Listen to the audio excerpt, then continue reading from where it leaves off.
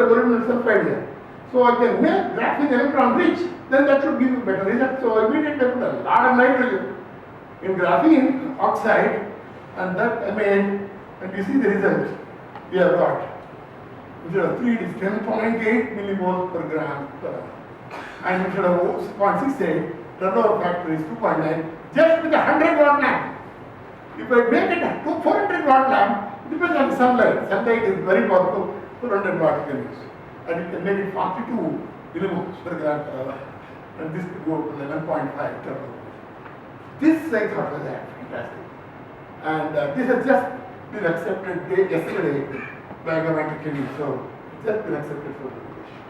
And this immediately told me, hey, why am I taking this nitrogen to graphene oxide to donate electrons to molybdenum sulfide, which then reduces the proton. What molybdenum sulfide is doing is reducing the proton to hydrogen level sulfide. That is one of the steps in photosynthesis. I hope you all know. Otherwise, today I have given a lecture on photosynthesis, which I am not going to give. Reduction of the proton. That is it. How would you know? First people say platinum. Platinum. You can't. Platinum does everything, but you can't use it. Here. Platinum is not good enough. So, when this came, immediately it occurred to me. See, knowledge of science is very useful, particularly if you have reasonably good memory like I have. Memory is very important. Suddenly it occurred to me, my God, I thought, long ago I remember there is one molybdenum sulfide, which if you make it properly is metallic. Then I found if molybdenum sulfide by intercalation of an alkali metal and exfoliating, if you do that, it does not crystallize in the usual 2H polytype, it is 1T polytype. That 1T polytype is metallic. I said, why don't I make that? Sure, good enough. I made 1T polytype of MOS2 and did that. And you know, for those, I will not go through that. We have done a lot of high resolution microscopy in diffraction to show the difference between 1T polytype and 2H polytype doing the electron diffraction and high resolution images, and look at the amount of hydrogen that comes. No amount of hydrogen. And this, to compare, is like this. What I showed you just now is by doping reduced graphene oxide, you go to 10, but 1T MOS2, I get 30 millimoles of hydrogen per gram per hour. And this, I think, is a very, very interesting observation. It was just accepted yesterday in Agamatic as a communication. So this is what I mean, you have to combine chemistry, material science and physics. You can't be a physicist, I will not do chemistry, then you will do second-rate physics. You say, I'm a great chemist, you will make a useless compound. There is no use. You have to combine physics. Then you must do the materials problem. The combination, that is the thing. Science has become interdisciplinary whether you like it or not. There is nothing called physics, it's interdisciplinary science. Chemistry itself is interdisciplinary. Those who work on the old organic, they can keep doing it, nobody will want them. All the old chemistry is gone. I hope you chemists will remember that. There is no future. Put a good chemistry department in Berkeley and Harvard, you don't see people making compounds anymore. But in my young days, they are the only ones who ruled chemistry. Today there is no place for the non-chemistry. Because chemistry has become interdisciplinary. We should get rid of branches, physics, chemistry and all. Produce scientists can use biology, physics, chemistry differently at different times. This has been a very nice experience with our topic. Okay, coming back, leave out molybdenum sulfide. We have done many other things. This is gallium sulfide selenide. We have made, you see, very nice transistors out of it. You see that blue little thing? That's single layer gallium sulfide. Gallium selenide also, you can see the single layer material made, you can see the thickness by atomic force microscopy. You can make transistors out of that. You can study properties. You can do Raman spectroscopy and a function of number of layers. See how the bands stiffen or soften as you vary the number of layers. We have done all those things. The gallium sulfide and gallium selenide. We have made single layer field effect transistors of gallium sulfide.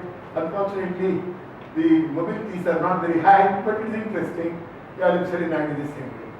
We have also looked at superconductivity of layers. Niobium selenide, for example, only one layer niobium selenide becomes superconducting 3.5 K. However, the bulk material is around 8.5 K. So we are still studying that. This work is not complete. So there are many such things we are now doing.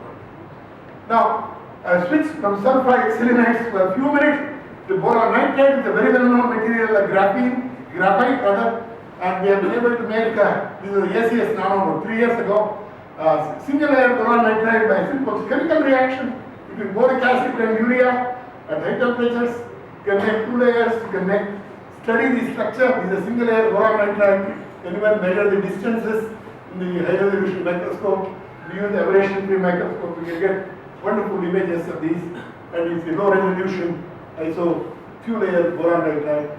It's a single layer boron nitride, and so on. So we have been able to do that, and we also looked at the magnetism. We have looked at the strengthening mechanism. One thing I have not described is one thing that comes out is boron nitride can be used to strengthen polymers in composites. You put lots of them. No, there is not way to do it.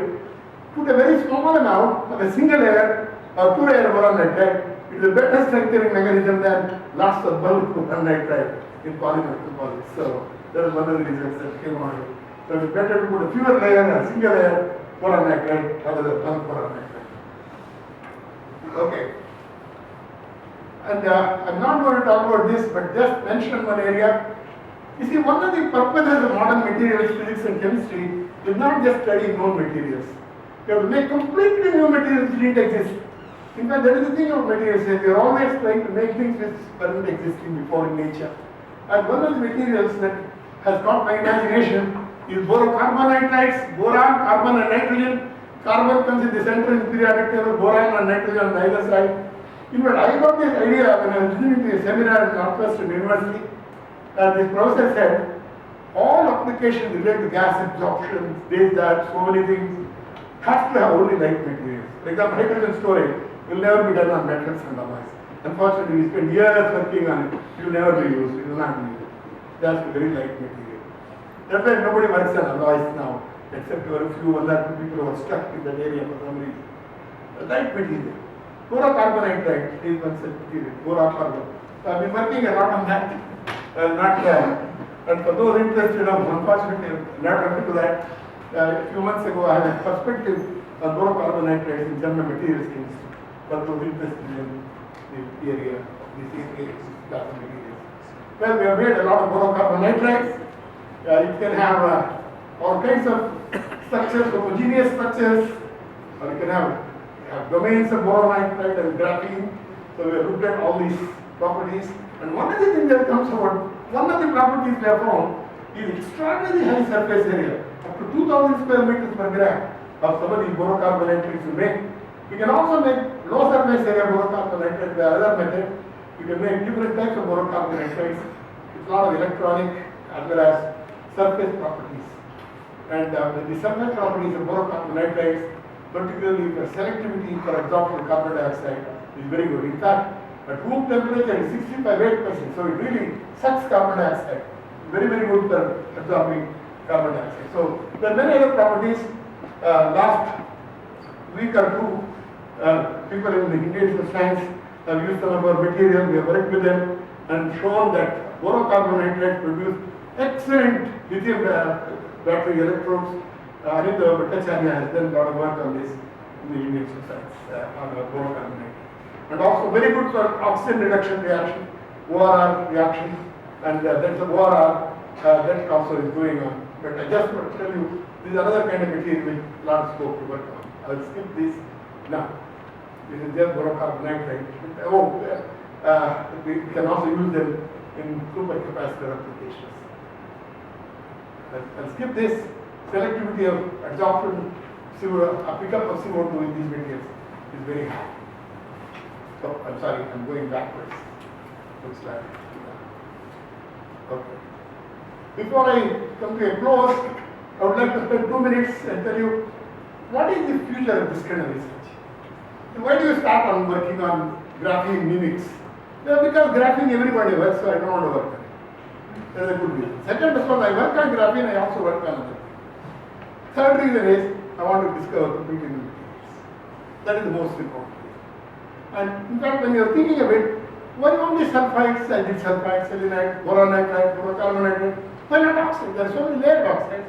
I just know, for example, the most famous oxide, I'm sure Deepak is molybdenum oxide, very famous layered oxide. So why not make single layer, two layer, remove three? In fact, we have done that. Let's just come out. We have made one layer. This is I think 2, 3 layers. Unfortunately, the AFM I have got, but we have made all kinds of MO3, and you can see the band shifts to the blue shift to the absorption band when you make a few layer compared to bar. So MO3 is a typical material. Lots of ferroelectric materials. You can make a layer structure by lithium intercalation or by mechanical or exfoliation, preferably by ultrasonication if you are there. So we have done number of things. There is an angiochemy perspective on these materials that have just been accepted. I just read the proof 2 days ago. Many of those interested can be doing that. But there is a very famous bunch of oxides called Orville's oxides of ferroelectrics. We have been able to make single layer. Take the one layer, just one layer of that. Of course, the direct properties will change. But you can make all these into one layer, 2 layers, strain properties, direct properties, mechanical properties. So many things, depending on the material. And just now, we have been studying oxides as well. And then there are lots of metal organic frameworks many organic chemists work on. And you can also make exfoliate layers, study magnetic and optical properties of their metal organic frameworks as well. I'll close the lecture lastly of a design in inorganic chemistry in the next 5 minutes.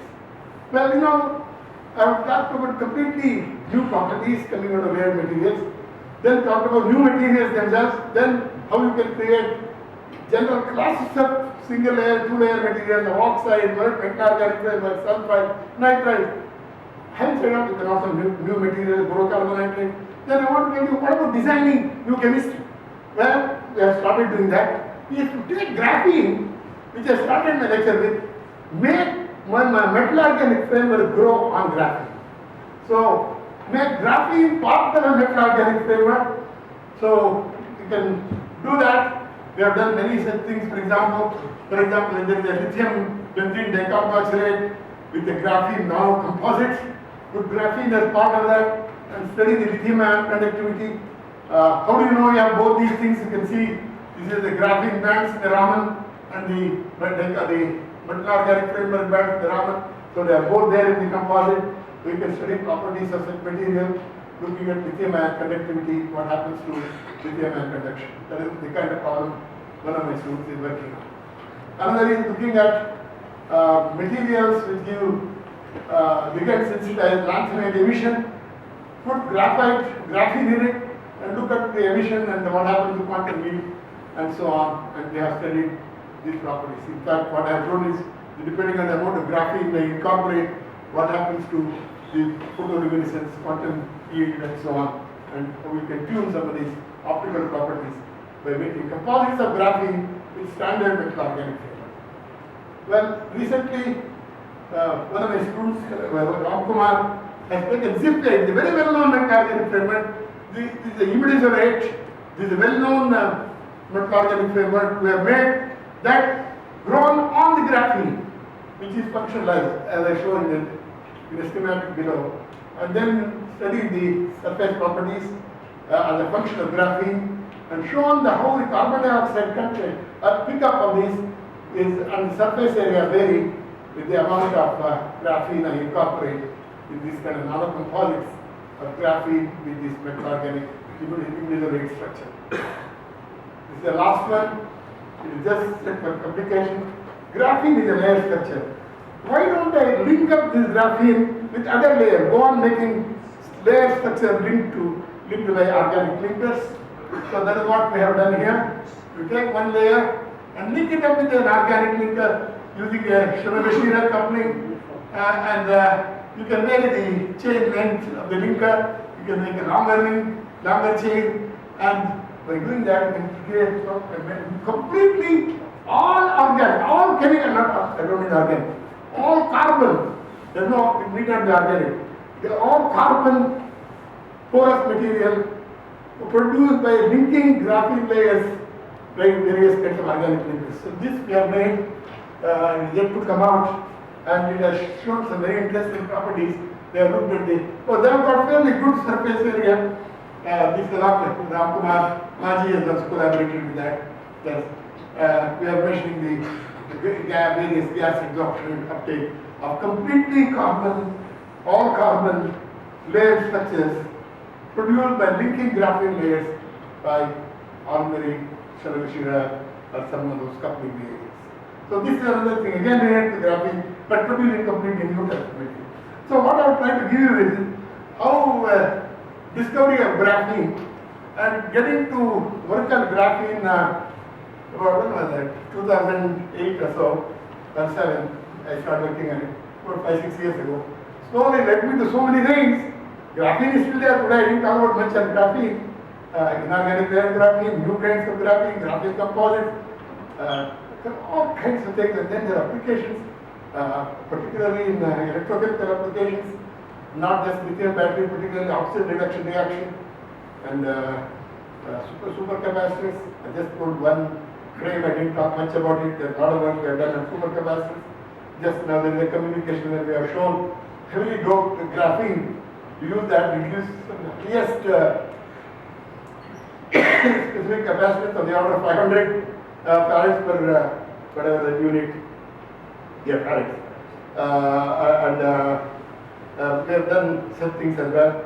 So it has been a very exciting thing. That is all I want to share with you. Details, I should, if you want detail, you have to read a lot, or I have to sit two days here to tell every one of them. I didn't want to do that. I just want to show just one area I get interested in. It gives you so many possibilities. In that area, neighboring area, sister area, new area, and so on. And it almost reminds me of the famous scientist, who many of you may not know, who once visited long ago Indian Institute of Science. He said when you give a lecture to our audience, first 5 minutes, 10 minutes you give, even the sweeper should understand that. It's so simple.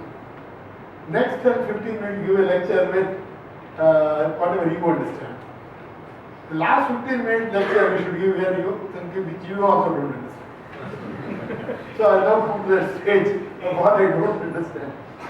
So anyway, what I try to show is there are many things you can do. And the beauty of science is it goes in different ways. Science can be a highly planned exercise, like the experiment trying to do a Higgs boson in the system, everything planned to look for Higgs boson, highly targeted. Another is based on intuition. The intuition-led discovery, where you have a gut feeling that should work because of something else you have in your background, it is hidden somewhere here in the brain, and you don't know why it is, but you think that should work. That is more important. So I feel to develop that intuition, you have to try hard. You don't get overnight. It takes several years, unfortunately. First of all, you need a reasonable amount of knowledge, and then how to link up things, information, and so on. So that is one reason I find science interesting. It is like, I don't know if you people like music. If you young people like music, there is no limit to how far, how well, and how deeply you can go to your art. There is no end. It depends on the musician. What Bhimsen Joshi could do, many others couldn't do, that's all. Only one man can do that. Science is a bit like that. How you can take a problem and take it to heights, and with a limitless effort. I always call it, therefore, excellence without limit. So I enjoyed it. All this I'm talking to young people, the older people, please tolerate what I'm saying. So I really believe science is enjoyable for the reason IISER created to generate people who will find that life enjoyable. And these are some of my students who have contributed to some of the work I talked about today. Thank you.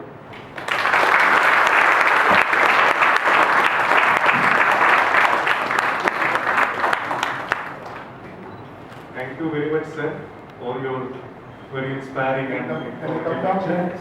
Sir, please. Okay. I would now request moderator to kindly present a small memento to Prof. Sir.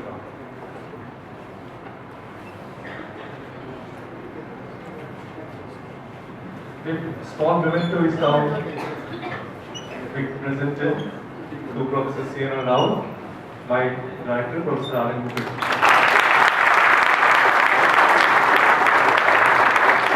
a small memento